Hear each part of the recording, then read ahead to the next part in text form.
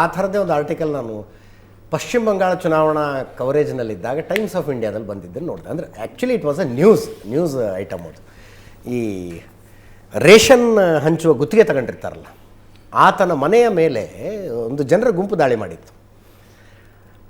ಪೇಪರ್ನಲ್ಲಿ ಏನೇನು ಲಾಸ್ ಆಯಿತು ಅವನ ಮನೆಯಲ್ಲಿ ಅಂತ ಬಂದಿತ್ತು. 3 ಫ್ರಿಜ್ಜು 5 ಟಿವಿಗಳು ಸೇರಿದಂತೆ ವಸ್ತುಗಳು ಭಸ್ಮಾಗಿದ್ವು ಅಂತ. ಅಂದರೆ ನೀವು ರೇಷನ್ ಹಂಚೋನ ಮನೆಯಲ್ಲಿ 3 ಫ್ರಿಜ್ಜು 5 ಟಿವಿಗಳಿದ್ವು ಅಂದರೆ ಬಡವನಿಗೆ ಆಕ್ರೋಶ ಇರುತ್ತೆ ಅದರ ಬಗ್ಗೆ.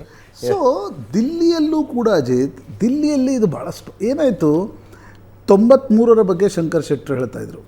ಬಿ ಜೆ ಪಿ ಅಧಿಕಾರಕ್ಕೆ ಬಂತು, ಮದನ್ ಲಾಲ್ ಖುರಾನ, ಸಾಹಿಬ್ ಸಿಂಗ್ ವರ್ಮಾ, ಆಗಿನ ಡೆಮೋಗ್ರಫಿ, ನೀವು ಜಾತಿವಾರು ದಿಲ್ಲಿಯನ್ನು ನೋಡಿದರೆ ನಿಮ್ಗೆ ಗೊತ್ತೇ ಆಗಲ್ಲ. ಬಟ್ ಅಲ್ಲಿ ಐಡೆಂಟಿಟಿ ಅಸ್ಮಿತೆಗಳದ್ದು ನಡೆಯುತ್ತೆ. ಪಂಜಾಬಿ ಪಾಪ್ಯುಲೇಷನ್ 35% ಇತ್ತು ಯಾವಾಗ 93ಯಲ್ಲಿ. ಪೂರ್ವಾಂಚಲಿ ಅಂತಂದರೆ ನಿಮಗೆ ಉತ್ತರ ಪ್ರದೇಶ, ಪೂರ್ವ ಉತ್ತರ ಪ್ರದೇಶ್, ಬಿಹಾರ್, ಭೋಜ್ಪುರಿ ಮಾತನಾಡ್ತಕ್ಕಂಥ ಜನ. ಮುಸ್ಲಿಮರು 12% ಇದ್ದಾರೆ, ಜಾಟ್, ಬನಿಯಾ, ಗುಜ್ಜರ್ಗಳು 7-8% ಇದ್ದಾರೆ, ಸಿಖ್ರು ಒಂದು 5% ಇದ್ದಾರೆ. 30-35 ಲಕ್ಷ ಉತ್ತರಾಖಂಡಿಗಳಿದ್ದಾರೆ. ಕರ್ನಾಟಕ, ತಮಿಳುನಾಡು ಎಲ್ಲರೂ ಇದ್ದಾರೆ. ಒಂದು 70,000-80,000.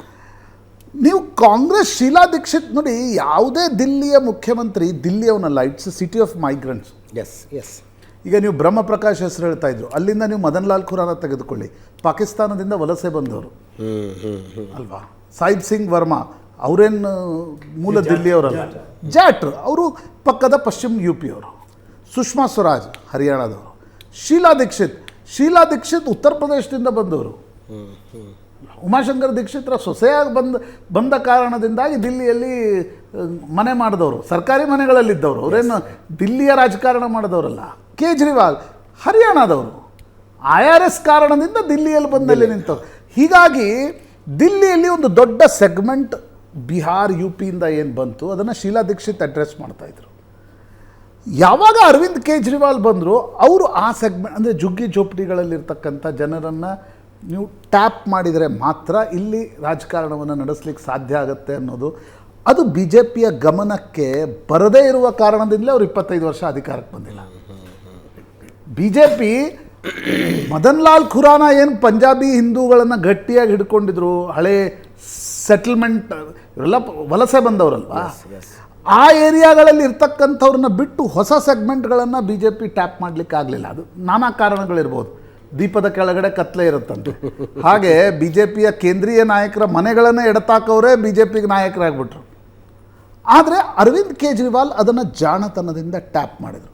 ಪ್ರಾಯಶಃ ಅದು ಅವರನ್ನು, ಈ ದೊಡ್ಡ ಮ್ಯಾಂಡೇಟ್ ಯಾವಾಗ ಬರುತ್ತೆ ನಿಮಗೆ?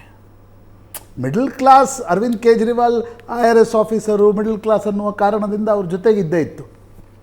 ಆದರೆ ಅತಿ ಬಡವರನ್ನು ತಂದು ಮಹಾನಗರಗಳಲ್ಲಿ ಸೆಗ್ಮೆಂಟ್ ಇರುತ್ತೆ. ಪ್ರಾಯಶಃ ನೋಡಿ, ಕಳೆದ 5 ವರ್ಷಗಳ ರಾಜಕಾರಣ ನಮಗೇನು, ರಾಜಕೀಯ ಪಕ್ಷಗಳಿಗೆ, ಪತ್ರಕರ್ತರಿಗೆ ಏನು ಪಾಠವನ್ನು ಕಲಿಸ್ತಾ ಇದೆ?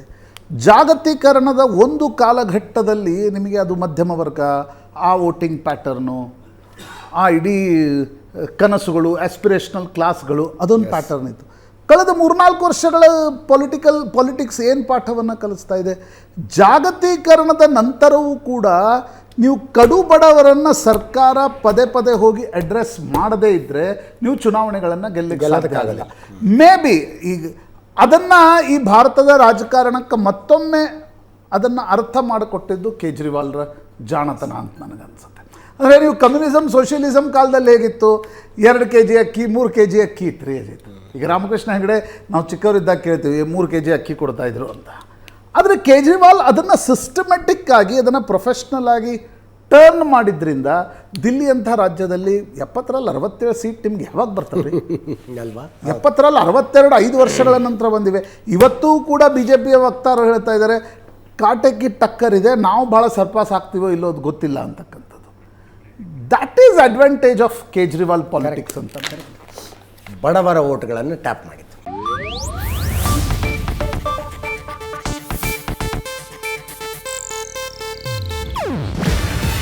ಇದು ಏಷ್ಯಾನೆಟ್ ನ್ಯೂಸ್ ನೆಟ್ವರ್ಕ್ ಪ್ರಸ್ತುತಿ. ನೀವು ನೋಡ್ತಿದ್ದೀರಾ ಏಷ್ಯಾನೆಟ್ ಸುವರ್ಣ ನ್ಯೂಸ್.